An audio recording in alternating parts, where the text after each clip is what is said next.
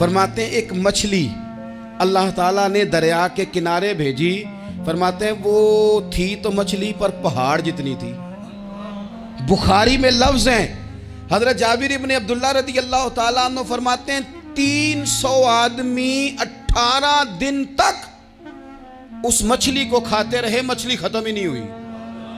مچھلیاں نہیں، مچھلی کہتے ہیں 18 دن 300 بندہ کھاتا رہا، مچھلی ختم ہی نہیں ہوئی۔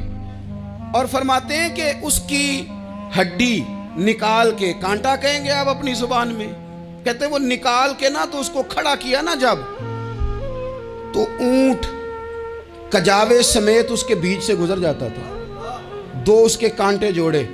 فرماتے ہیں وہ اس کا گوشت ہم کھاتے تھے اور اس کی چربی بطور تیل کے ہم جسموں پہ ملتے تھے، بیماروں کو اس سے سکون آتا تھا، تندرستی شفا ہوتی تھی۔ فرماتے ہیں ہم کھایا بھی ہم نے اور کچھ لے کے ہم مدینے بھی گئے، اور قربان جائیں نبی پاک نے بھی اس میں سے کھایا۔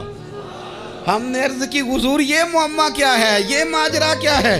تو محبوب نے فرمایا تمہارے پاس غذا نہیں تھی، رب نے تمہارے لیے بندوبست کیا ہے، اللہ نے تمہیں دیا ہے۔ مکان شروع کر لیا، ایک صاحب نے وہ مکان بنانے لگے، آپ وہ حساب لگا رہے ہیں، کہتے ہیں میرے پاس اتنے پیسے ہیں، اتنے میں نے فلانے دوست سے کہنا ہے اس نے دے دینے، اتنے فلانے رشتہ دار سے کہنا ہے اس نے دے دینے، اتنے فلانے سے کہنا ہے اس نے دے دینے۔ یہ ساری کاپی بنا کے مکان شروع کر لیا۔ جو روز کہتا تھا نا کوئی حکم ہو جاتے دسی، سب سے پہلے اس کو کہا میاں پیسے چاہیے دن، وہ کہندا ہو کل ہی منڈا ٹوریا ہے، کہتے تو پرسوں 10 داتے لب جانے سن۔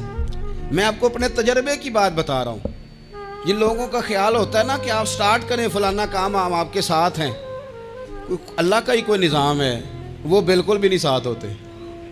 لیکن ایسا نہیں ہے کہ کوئی ساتھ نہیں ہوتا، اللہ تعالیٰ بڑے اسباب پیدا کرتا ہے، وہاں سے دیتا ہے جہاں سے گمان بھی۔ ہمارا یہ ذہن بن جاتا ہے ہم ساری اپنے حساب سے چلتے ہیں، اتنے رشتہ داروں سے، اتنے کون آپ کے ساتھ چلے گا، سوال ہی نہیں پیدا ہوتا۔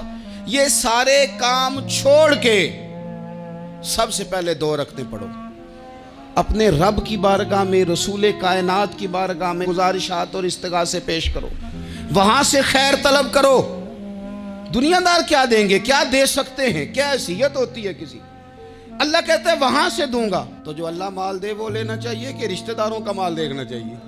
جو اللہ دے وہ لینا چاہیے کہ سیٹھوں نوابوں کی جیبیں دیکھنی چاہیے؟ جو اللہ دے وہ قبول کرنا چاہیے یا دیکھنا چاہیے کون سا آدمی کہاں پہنچ گیا؟ چھوڑو، اپنی مٹی پہ چلنے کا سلیقہ سیکھو۔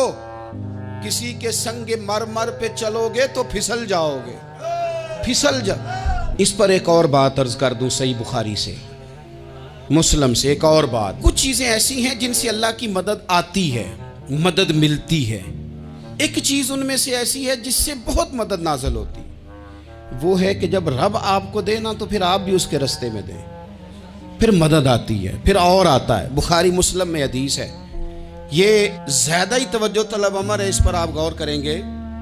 حضرت ابو ہریرہ فرماتے ہیں کہ نبی پاک علیہ السلام نے فرمایا ایک شخص نے بادلوں کے اندر سے آواز سنی کہ فلاں آدمی کا کھیت اور باغ خشک ہو گیا ہے، وہاں برسو اور اس کے کھیت کو سیراب کرو۔ وہ بڑا حیران ہوا کہ بادل سے آواز آ رہی۔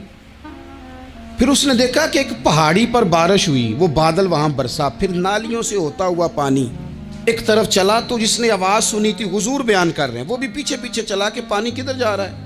اس نے جا کے دیکھا کہ ایک مقام پہ ایک باغ کو وہ پانی لگ رہا ہے اور ایک آدمی وہ پانی لگا رہا ہے۔ اس نے اس سے پوچھا تیرا نام کیا ہے؟ اس نے کہا کیوں؟ کہنے لگا بتا نا۔ اس نے نام بتایا تو کہنے لگا یہی تو وہ نام ہے جو میں نے بادلوں کے اندر سے سنا ہے کہ فلاں کے کھیت کو پانی دے دو۔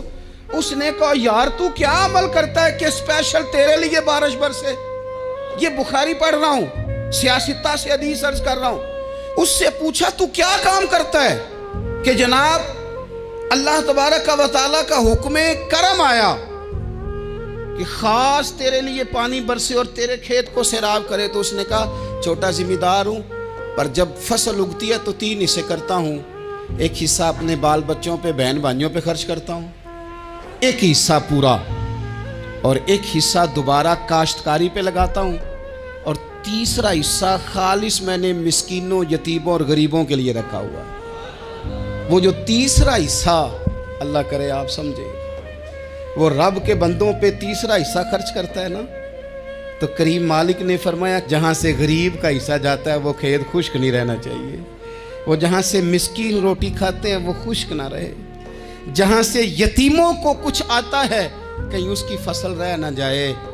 میں اور آپ بھی اگر اپنے مال میں مسکینوں، یتیموں، غریبوں کے حصے رکھ لیں گے تو فصلیں خشک نہیں رہیں گی، ان کے اندر تازگی آئے گی، نور آئے گا، کرم آئے گا، خاص کر خدا کی رحمت برسے گی۔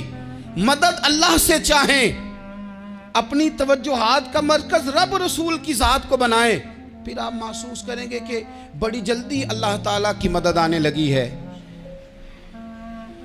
کبھی آپ صرف کہہ دیں نا میرا رب میرے ساتھ ہے، اس لفظ میں اتنی طاقت ہے کہ دشمن ویسے زہر ہو جاتا ہے۔ زندگی میں کسی سے بھی لڑائی ہو اچھی طرح سوچ لیں کہ اللہ اس طرف ہے یا اس طرف ہے۔ اگر آپ زیادتی پہ ہیں تو پھر رب مظلوم کی جانب ہے۔